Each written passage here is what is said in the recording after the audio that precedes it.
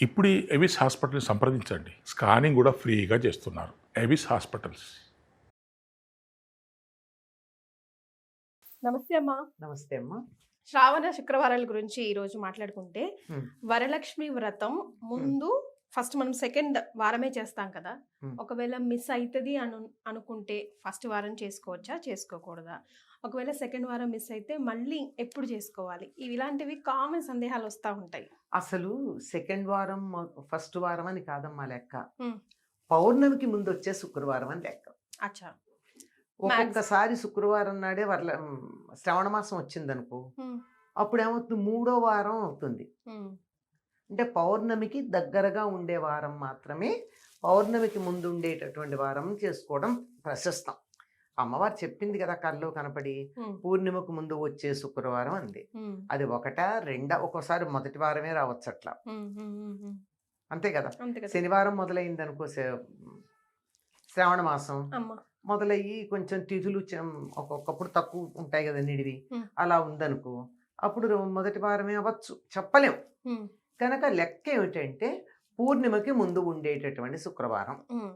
ఆ రోజు వరలక్ష్మి వ్రతం చేసుకోవాలి. కానీ ఆషాఢ అమావాస్య నుంచి మామూలుగా లెక్క పెట్టుకుంటే 15 డేస్ అంటే సెకండ్ వారం ఇన్ జనరల్ గా వస్తుంది ఇన్ కదా. జనరల్ వస్తుంది, అప్పుడప్పుడు మారుతుంది, అది నేను అనేది. ఉమ్. అంచేత ఇన్ జనరల్ లెక్క పెట్టేసుకుని ఇదే లెక్క అంటే కుదరదు కనుక, అదే. ఉమ్. Just Thumb rule. తప్పనిసరిగా తమ్ రూల్ అని చెప్పేది ఏమిటి అంటే, పూర్ణిమకు ముందు వచ్చే శుక్రవారం, Done. ఉమ్. ఆ శుక్రవారం నాడు చేసుకుంటారు. ఉమ్. ఒకవేళ కుదరకపోతే తరువాత వచ్చే శుక్రవారం చేసుకోవచ్చు. ఉమ్. అది కుదరకున్న వాళ్ళు సాధారణంగా మొదటి వారం కుదరదే, ఈ పూర్ణిమ ముందు వచ్చే శుక్రవారం కుదరని వాళ్ళు 4వ వారం చేసుకుంటారు, ఎప్పుడైనా చేసుకోవచ్చు. అమ్మా, నేను తప్పనిసరిగా ప్రతి సంవత్సరం చేసుకోవాల్సిందేనా? ఒక సంవత్సరం చేసుకొని వదిలేయచ్చా? ఇది వ్రతం ఏం కాదు కదమ్మా, ఉమ్. అదే వ్రతమే, నోము కాదు కదా. ఉమ్. ఉమ్. నోము అయితే పట్టిన తర్వాత తప్పనిసరిగా చేసుకుని తీరాలి, ఓకే. ఇంట్లో ఎవరైనా ఒకరైనా కంటిన్యూ చేస్తూ ఉండాలి. చేస్తూ ఉండాలి. వ్రతానికి అవసరం లేదంటారా? వ్రతం మనం ఓ నియమం పెట్టుకున్నాం చేసుకుంటాం, ఉమ్. వీలు కానప్పుడు పర్వాలేదు. ఓకే.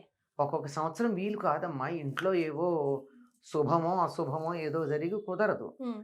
మునిగిపోయిందేం లేదు, ఉమ్. వచ్చే ఏడాది చేసుకోవచ్చు, దండం పెట్టుకుంటాం. మనకి ఆ టైంకి ఎలాగో మనసు ఇలా కొంచెం గిలి ఉంటుంది, అవునమ్మా. అలా ఉన్నప్పుడు అమ్మవారిని తలుచుకుని దండం పెట్టుకుంటే చాలు, అంతే. అంతేగాని అయ్యో ఈ సంవత్సరం చేయలేదు, నాకు ఏదన్నా కష్టం వస్తుందేమో, నష్టం వస్తుందేమో, ఇబ్బంది వస్తుందేమో, అమ్మవారు శపిస్తుందేమో, ఇలాంటి పిచ్చి ఆలోచనలు పెట్టుకోనక్కర్లా. అసలు వరలక్ష్మి వ్రతం, వరాలు ఇచ్చే వ్రతం అని చెప్తా ఉన్నారు కదా. ఏమేం వరాలు ఇస్తారు, ఎవరెవరు చేయాలి? ఆవిడ వరలక్ష్మి అంటే శ్రేష్టమైన లక్ష్మి అని అర్థం. ఉమ్. వర అంటే శ్రేష్టం, um. The best, the chosen, the choicest అని అర్థం. అమ్మా. అంటే అన్ని లక్ష్ముల్లోకి ది బెస్ట్. అక్కడ 10 రకాలు ఉంటే ఈ 10లో నేను ఇది కావాలి అని ఎన్నుకున్నది వర. ఉమ్. అటువంటి వరలక్ష్మి అంటే అన్ని లక్ష్ముల్లోకి ఉత్తమమైన లక్ష్మి ఏదైతే ఉందో అది ఇస్తుంది.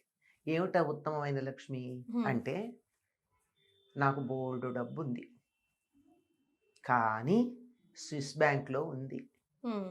నాకేమన్నా ఉపయోగపడిందా? మరే.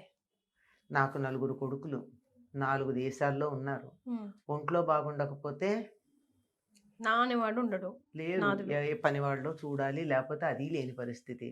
అది సంతాన లక్ష్మి ఉన్నట్ట? లేనట్టే. సంతానం ఉంది కానీ సంతాన లక్ష్మి లేదు. అవునమ్మా. నాకు ఇంటి ఫ్రిడ్జ్ నిండా స్వీట్లు ఉన్నాయి కానీ నా ఒళ్ళు షుగర్ ఫ్యాక్టరీ, ఏం లాభం? ఉపయోగం ఉందా? లేదు. ఏది ఉంటే ఉన్నటువంటి అన్ని రకాల సంపదల్ని అనుభవించగలమో అది శ్రేష్టమైన లక్ష్మి. అబ్బా, భలే చెప్పారు నిజంగా. అన్ని ఉండి అల్లు నోట్లో శని అంటూ ఉంటాం కదా. అదే, అది లేకుండా ఉన్నది అనుభవించాలి. ఉన్నవాళ్ళు ఒకళ్ళో ఇద్దరు పిల్లలు నేను పిలిస్తే పలికేటట్టుగా, నాకు రోజు అమ్మా నాన్న అని పలకరించేట్టుగా ఉంటే అది సంతాన లక్ష్మి.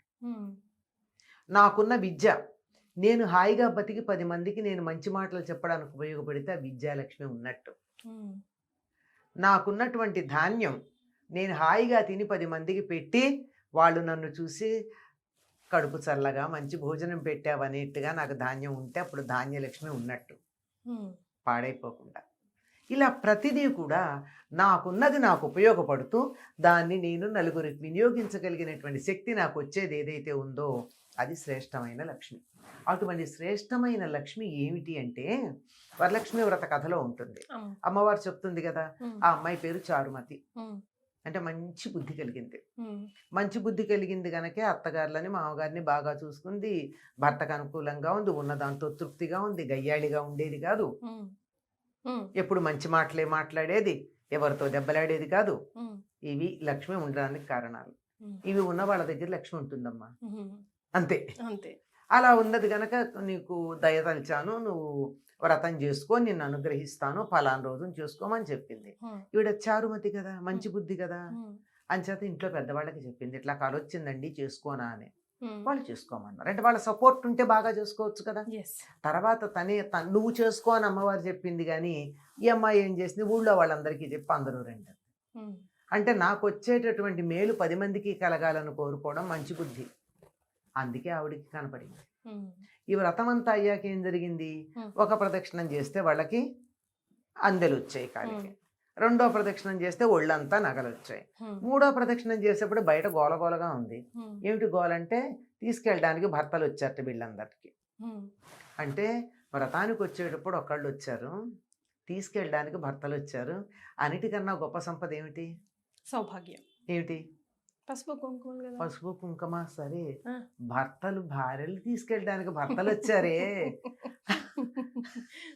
ఇంతకన్నా గొప్ప సంపద ఆడవాళ్ళకి ఏం కావాలి, కొంగున భర్తను కట్టేసుకోవడాన్ని మించిన సంపద ఏం కావాలి. వచ్చేప్పుడు వాళ్ళు దింపారో లేదో తెలియదు, వీళ్ళంతటి వీళ్ళే పాపం కష్టపడి వచ్చారు. ఇప్పటికీ వాళ్ళ భర్తలకి భార్యల మీద ప్రేమ పెరిగిపోయి తీసుకెళ్ళిపోవడానికి ఇంటికి వచ్చారు. మీరు లేని ఇల్లు మేము చూడలేము అన్నట్టు, నువ్వు లేకపోతే ఉండలేనన్నట్టు. ఇంతకు మించిన సౌభాగ్యం ఏ ఆడదానికైనా ఉంటుందా? ఉండదమ్మా. బోల్డ్ నగలు ఉన్నాయి, బ్రహ్మాండమైన ఇల్లు ఉంది, మంచి చీరలు కట్టుకుని నగలు పెట్టుకుని భర్త ఇంటికే రాకపోతే ఆవిడికి ఆ నగలు ఎందుకు, ఆ చీరలు ఎందుకు కదా. కనుక భార్యల్ని తీసుకెళ్ళడానికి భర్తలు వచ్చారు అన్నది అన్నింటికన్నా గొప్ప సంపదమ్మా. అది వరలక్ష్మి, శ్రేష్టమైనటువంటి లక్ష్మి. అన్నిటికన్నా మించింది ఏమిటో తెలుసా, ఇల్లాలి ముఖాన చిరునవ్వు అన్నది ఇంట్లో వాళ్ళందరూ ఆనందంగా ఉంటే ఉంటుంది. అటువంటి చిరునవ్వుని కలిగించే వ్రతం వరలక్ష్మి వ్రతం. సూపర్. అయితే థంబ్ రూల్స్ గా మనం గుర్తుపెట్టుకోవాల్సిన నియమాలు ఏంటమ్మా వరలక్ష్మి? ఇప్పుడు తోరంకి దగ్గర నుంచి చాలా రూల్స్ ఉంటాయి కదా, అంటే పర్ఫెక్ట్ గా మనం చేయాల్సినవి. ఇందులో ఇంకోటి ఏంటి, మీరు అసలు గమనించాల్సిన విషయం ఒకటి ఏంటంటే, ఇందులో అది మగధ దేశం, కుండిన నగరం, ఆవిడ పేరు చారుమతి. ఇన్ డీటెయిల్స్ ఉన్నాయా? చారుమతి గారు మొగుడు గారి పేరేంటి? లేదు, పేరు మెన్షన్ చేయలేదు కదా. అంటే ఎవరికి ఇంపార్టెన్స్ ఉందో వాళ్ళ పేరే చెప్తారు మన దేశంలో. ఆడవాళ్ళ నాయకత్వం ఉన్న చోట ఆడవాళ్ళ పేరే చెప్తారు.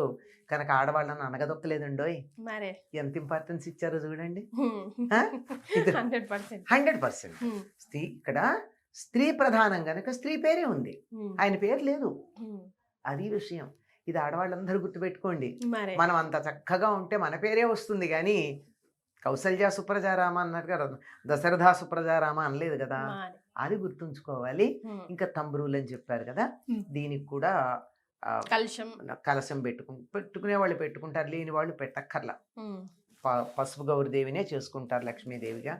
మీకు తోచనన్య అలంకారాలు చేసుకోవచ్చు, చక్కగా పూజ చేసుకోవచ్చు. లక్ష్మీ సంబంధమైన పూజ, లక్ష్మీ అష్టోత్తరం, ఓపిక ఉంటే సహస్రనామాదికాలు చేసుకుంటారు. 9 పోగులు ఉన్నటువంటి 9 ముళ్ళున్న తోరం కట్టుకుంటారు. అది కట్టుకుని కథ చెప్పుకుంటారు. దేనికి లింక్ అమ్మా? ఈ 9 నవగ్రహాలకి లింకా? లేదమన్నా, 9 శ్రేష్టమని లక్ష్మీదేవికి సంబంధించిన 9 నామాలు చెప్పుకుంటారు అక్కడ. చెంచలైన మహా ప్రథమ గ్రంథిం పూజయామి అని చెప్తూ 9 గ్రంథులకి 9 నామాలు చెప్పి ఆవిడికి కమలాలయాయ నమః ద్వితీయ గ్రంథిం పూజయామి అని వస్తుంది. అట్లా వచ్చి ఆ పూజ అయిన తర్వాత, దాన్ని ఆ పూజ చేసిన తర్వాత ఎలాగో అమ్మవారికి ఒకటి ఇచ్చి ఒక ముత్తైదుని పెట్టుకుంటారు కనుక ముత్తైదుకి ఒకటి ఇవ్వడానికి ఉంచి తాను కట్టుకుని అప్పుడు కథ చదువుకుంటారు. ఈ చెప్పిన కథ ఏదైతే ఉందో చారుమతి కథ, అది చదువుకుంటారు. ఇక్కడ సాధారణంగా పూజ చేయించినటువంటి బ్రాహ్మణుడికి 12 కుడుములు వాయినం ఇస్తారు. ఇక్కడ ఎందుకో కానీ తోరానికేమో 9 పోగులు 9 ముడులు ఉంటాయి, కుడుములు మాత్రం 12 ఉంటాయి. అలాగే 12 చెప్పినటువంటి పూజ చేయించిన బ్రాహ్మణుడికి అలాగే 12 కుడుములు వాయినంగా ముత్తైదుకి ఇస్తారు. ఈ కుడుముల బదులు ఎక్కువగా పూర్ణం బూరెలు ఇస్తూ ఉంటారు. తప్పనిసరిగా ఈరోజు పూర్ణం బూరెలు చేసి అమ్మవారికి నివేదన చేసి అలాగో పనవాన్నం లాంటివి ఉంటూనే ఉంటాయి. ప్రత్యేకత ఏమిటంటే పూర్ణాలు. ఈ పూర్ణాలు చేసి ఇవి కూడా శనగపప్పుతో కాకుండా పెసరపప్పుతో చేసే పద్ధతి ఉంది. పోలి పూర్ణం బూరెలు అంటారు. అవి చేసి వాటిని వాయినంగా ఇచ్చేటటువంటి పద్ధతి మనకి ఉందమ్మా. ఇప్పుడు ఈ తోరం మన చేతికి కట్టుకుంటాం కదమ్మా తోరంకి, అది ఎప్పుడు తీసేయొచ్చు? సాధారణంగా వినాయక చవితి నాడు తీస్తారమ్మా. అప్పటి వరకు పెట్టుకో. అప్పటి వరకు ఈ మంగళవారం తోరాలు కానీ శుక్రవారం తోరాలు కానీ అవన్నీ వినాయక చవితికి పెట్టుకుంటారు. సో మినిమం ఏం నియమాలు పాటించాలమ్మా ఆ రోజు వ్రతం చేస్తున్నప్పుడు? ఏ వ్రతానికైనా పాటించే నియమం ఒకటే ఉందమ్మా. ముందు రోజు ఒక పూట భోజనం చేయడం, బ్రహ్మచర్యం పాటించడం, వీలైతే భూసేనం, నేల మీద పడుకోవడం. ఇవన్నీ ఏ వ్రతానికైనా ఏ పూజకైనా ఇవి పాటిస్తారు. దాటకూడదు ఇట్లాగా అట్లాంటివి ఏం లేవు. అస్సలు ఇవన్నీ చక్కగా వేడుకగా చేసుకునే వ్రతాలు. అంత బంధించేసి అమ్మో ఇలా చేస్తే ఇలా అయిపోతుందని భయపెట్టేటటువంటివి ఏం లేవు. హాయిగా సంతోషంగా చేసుకునేవి. చాలా సంతోషం అమ్మా, ధన్యవాదాలు.